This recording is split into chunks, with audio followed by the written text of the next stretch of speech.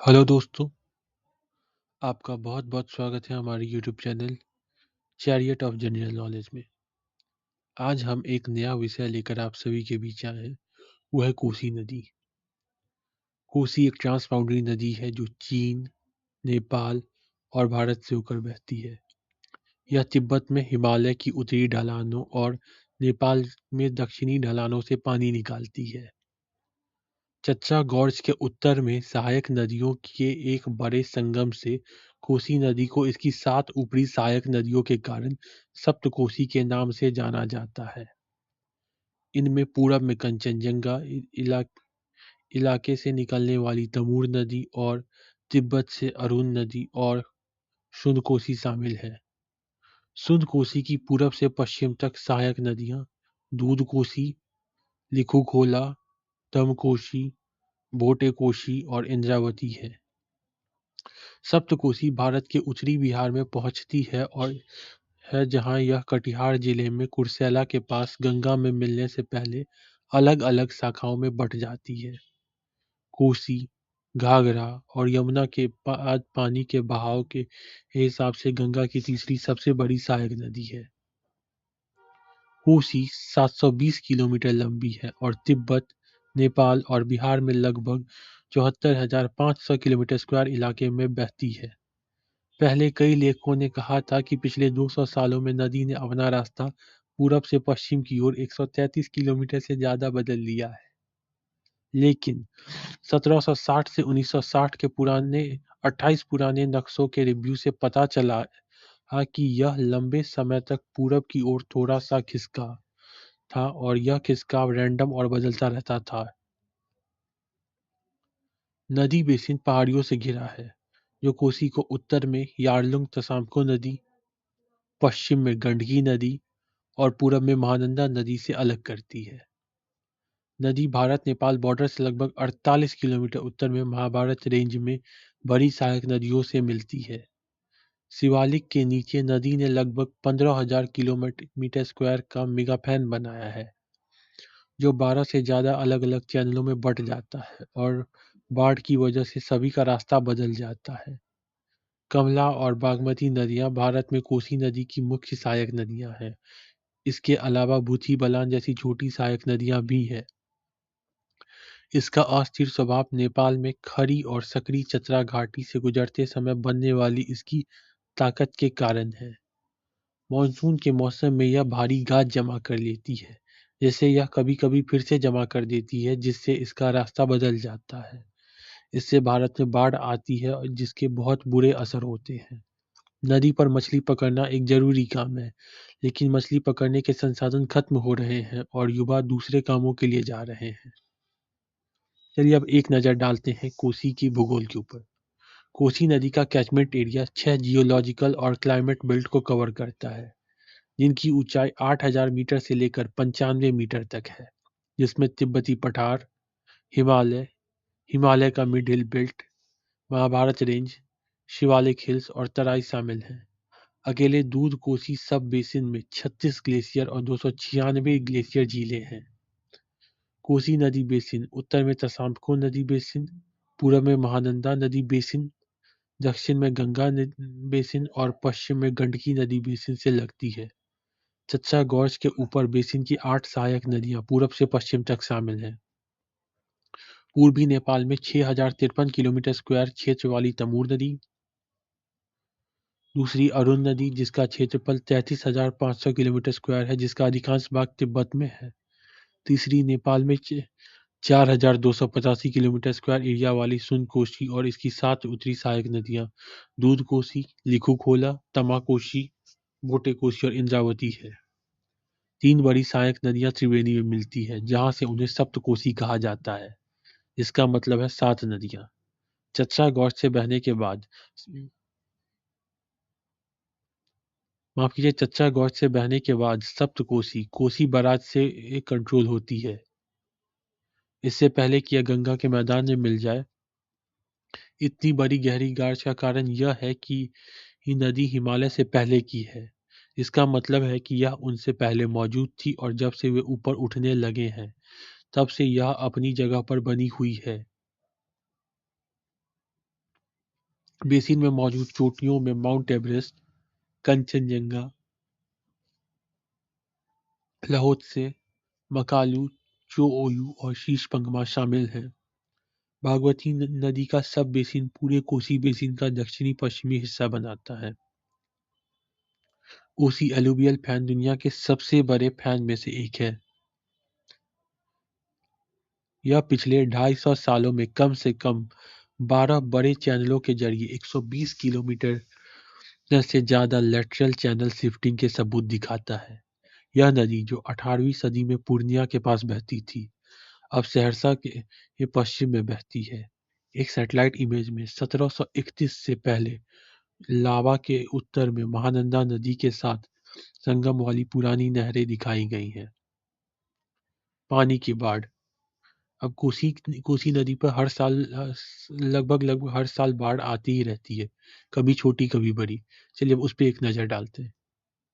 कोसी नदी को बिहार का दुख कहा जाता है क्योंकि हर साल आने वाली बाढ़ से लगभग 21,000 किलोमीटर स्क्वायर उपजाऊ खेती की जमीन पर असर पड़ता है, जिससे गांव की इकोनॉमी पर असर पड़ता है। इसमें पानी का एवरेज फ्लो 2166 क्यूबिक मीटर प्रति सेकंड है।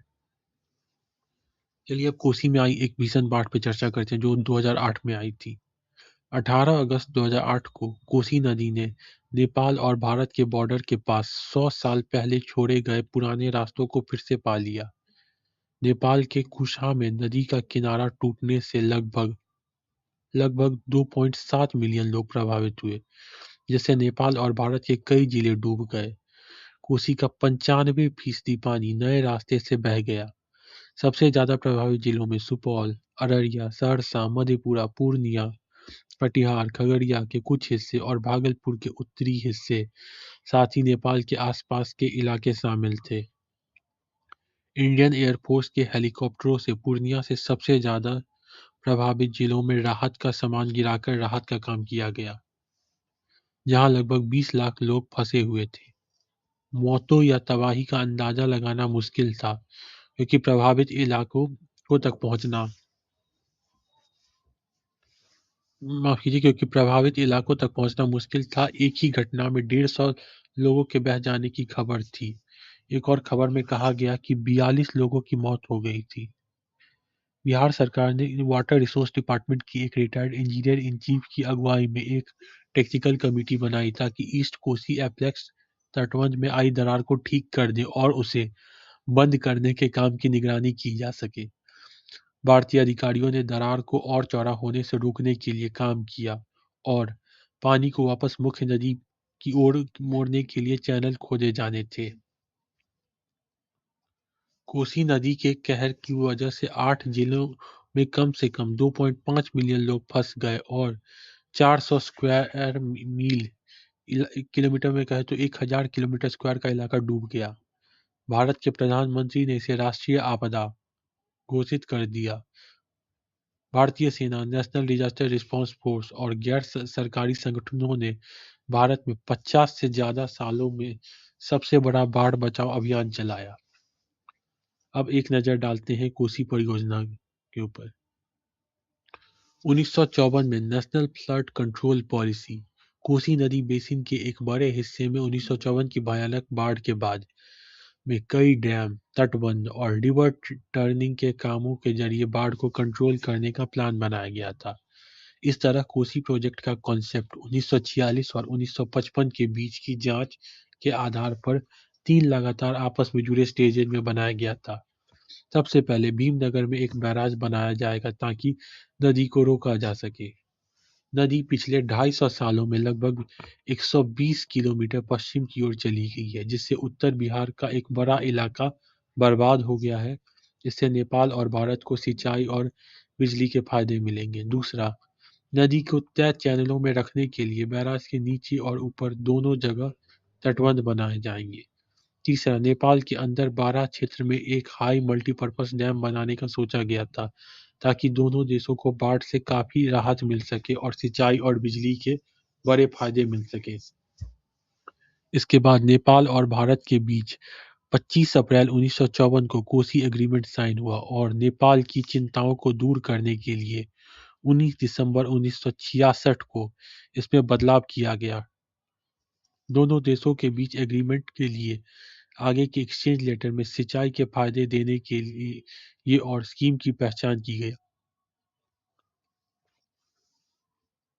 हालांकि प्लान के पहले दो हिस्सों को भारत सरकार ने लागू किया, लेकिन कोसी हाई डैम, जो पूरे प्लान का मुख्य हिस्सा था, पर कई राजनीतिक कारणों से कई सालों तक कोई काम नहीं हुआ।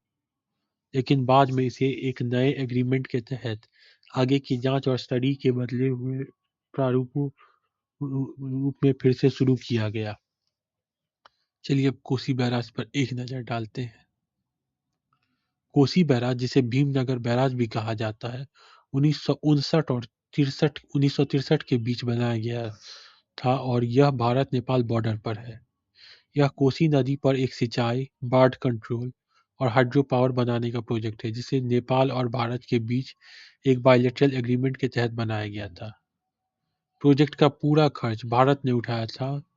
बैराज साइट पर नेपाल में नदी का कैचमेंट एरिया 61,788 किलोमीटर स्क्वायर है।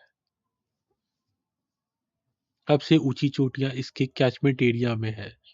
लगभग 10% हिस्सा बर्फ से भरा है।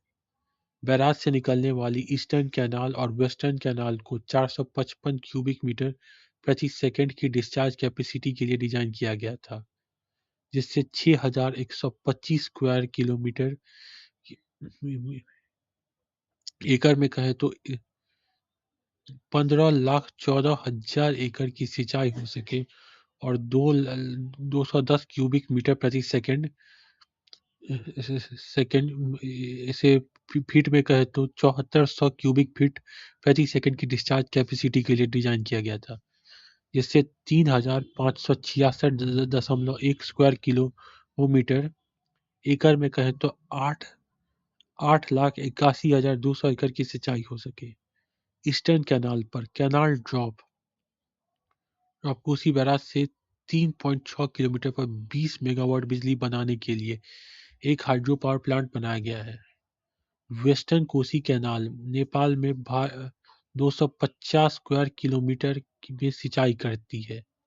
बैराज के ऊपर एक कीमती पुल ने नेपाल के पूर्वी इलाके में ईस्ट वेस्ट हाईवे खोल दिया।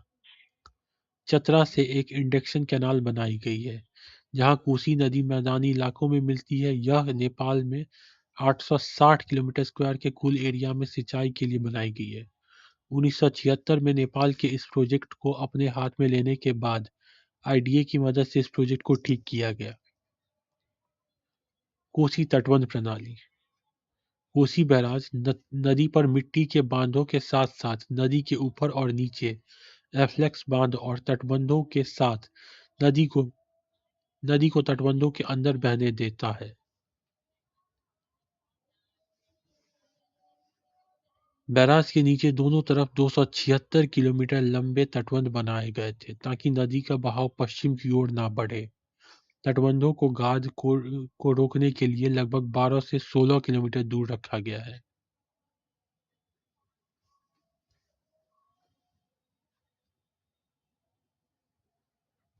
चलिए अब एक नजर डालते हैं सप्तकोशी उच्च बहुउद्देशीय परियोजना पर। भारत और नेपाल की सरकारें Saptakoshi high dam multipurpose project और शनकोशी स्टोरेज कम डाइवर्जन स्कीम की डिटेल प्रोजेक्ट रिपोर्ट तैयार करने के लिए ज्वाइंट इन्वेस्टिगेशन और दूसरी स्टडी करने के लिए सहमत हुई।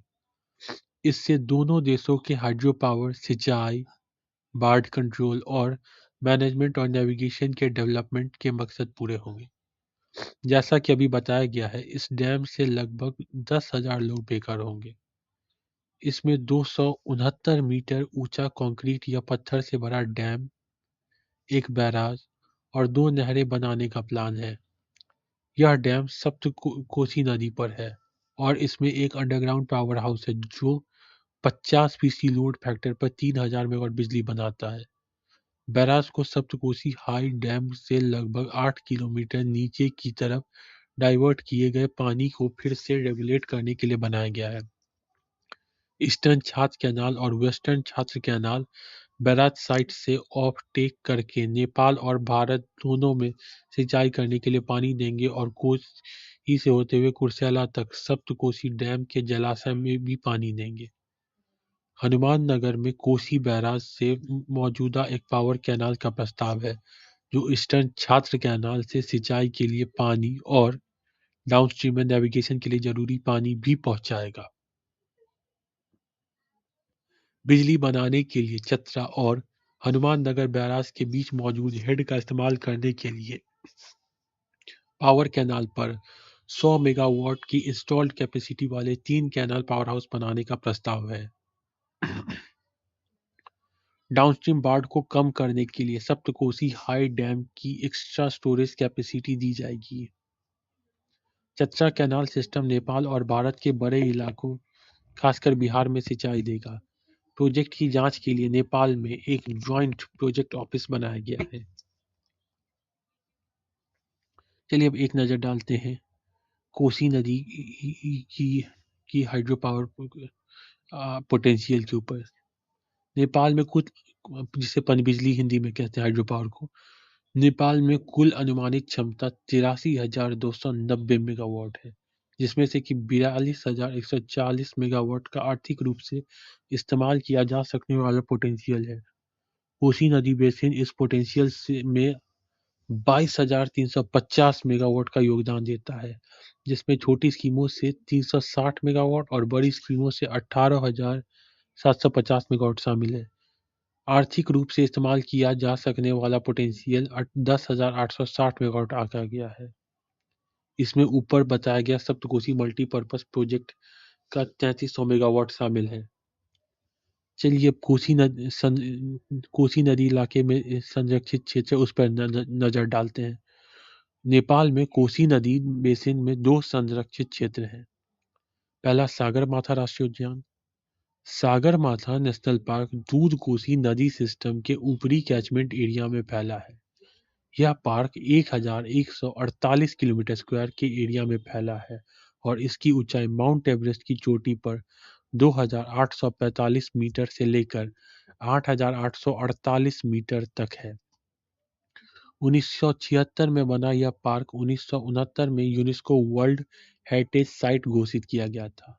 पार्क का लैंडस्केप ऊबड़-खाबड़ है, जिसमें पहाड़ की चोटियां, ग्लेशियर, नदियां, झीलें, जंगल, एल्पाइन झाड़ियां और घास के मैदान शामिल हैं। जंगलों में ओक, ब्लू पाइन, फर, बर्च, जूनिपर और रेड्रोपाइन के पेड़ हैं। यह park snow leopard, red panda, musk deer, Himalayan तहर और 208 तरह के पक्षियों के लिए रहने की जगह देता है, जिसमें इम्पेयन तीतर, दाढ़ी वाले गिद्ध, स्नोकॉक और पीली चोंच वाले चोर शामिल हैं। लगभग 3500 शेरपा लोग मुख्य टूरिस्ट रास्तों के किनारे बसे गांवों और मौसमी बस्तियों में रहते हैं। इस इलाके में टूरिज्म 1960 के दशक की शुरुआत में शुरू हुआ था। 2003 में लगभग 19,000 टूरिस्ट इस इलाके में आए। अब दूसरे संरक्षित क्षेत्र पर देखते हैं। Kosi Tappu wild life reserve पूर्वी तराई में सप्तकोसी नदी के बाढ़ वाले मैदान में है। यह 175 किलोमीटर स्क्वायर के एरिया में फैला है, जिसमें घास के मैदान और खैर सिसु नदी के किनारे के जंगल शामिल हैं। इसे 1976 में बनाया गया था और 1987 में इसे रामसर साइट घोषित किया गया था। यह reserve hog deer, spotted deer, जंगली सुअर, blue bull, gaur, smooth coated उजबिलाप, सियार, 485 तरह के पक्षियों के रहने के लिए जगह देता है, जिसमें 114 पानी के पक्षियों की प्रजातियां, 200 मछलियों की प्रजातियां, 24 रेप्टाइल्स और 11 एम्फीबियंस प्रजातियां शामिल हैं। नेपाल में जंगली भैंसों की आखिरी बची हुई आबादी रिजर्व में पाई जाती है। साथ ही गैंगेटिक, डॉल्फिन, स्वैम्प, फ्रैंकोलिन और रूप वेटेड पीनिया भी। कोसी नदी के किनारे बहुत ज्यादा खतरे में पड़े बंगाल फ्लोरिकन्स की एक छोटी सी आबादी मौजूद है। यह व्हाइट थ्रोटेड बुश चैट और फिंच बीवर की भी रिकॉर्ड है। ब्रिसल ग्रासबर्ड रिजर्व में प्रजनन करते हैं। कोसी बैराज के साथ रिजर्व को नेपाल के 27 महत्वपूर्ण पक्षी क्षेत्रों में से एक के रूप में पहचाना गया था। मैं आशा करता हूँ कोसी नदी के ऊपर आपको हमारी ये वीडियो पसंद आई होगी। धन्यवाद।